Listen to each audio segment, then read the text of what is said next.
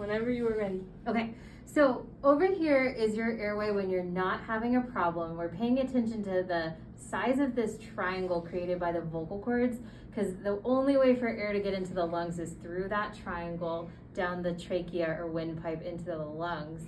And so that's why like the vocal cords matter when it comes to breathing.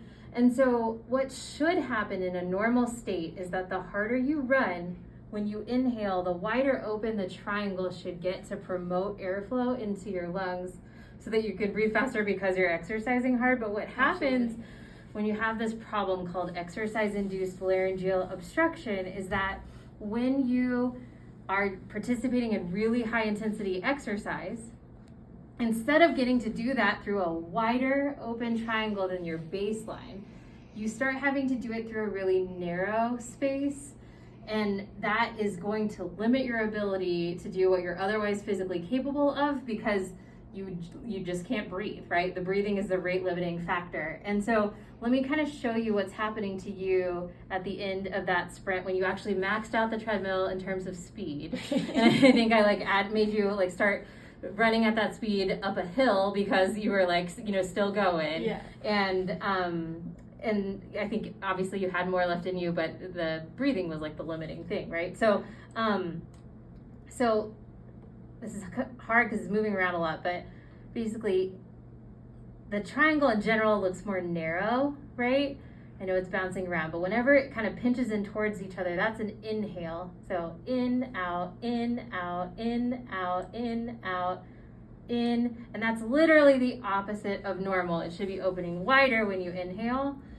And you're breathing through a space. The area of this triangle is I would say maybe in between a third to half of your baseline. And remember, it's supposed to be wider open in hard exercise.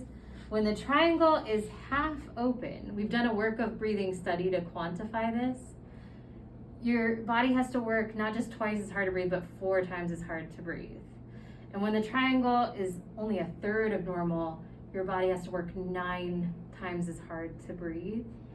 If it was a fourth of normal, which I'm sure it gets in life when the wheezing is louder, that stridor sound is louder, it's 16 times as hard to breathe as it should be. So think about lifting 10 pounds of weight compared to 40 pounds of weight, compared to 90 pounds of weight, compared to 160 pounds of weight. Big difference in how much your body would have to work to pick up that weight.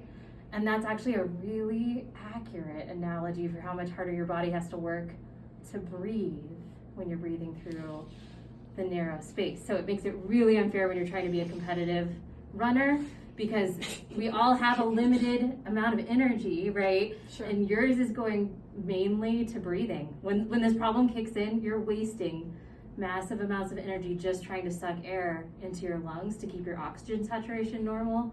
And so you will not have enough energy left to fuel the muscles in your body you need to be as fast as you can be. And so it's super frustrating, right? But at the same time, it's also kind of amazing what you accomplish in the face of the problem. So if you could eliminate the problem, then you would be able to send that energy to the muscles in your body you need to be fast again, right? And so that's the idea. Yeah. Yes, exactly. That's the goal. Absolutely.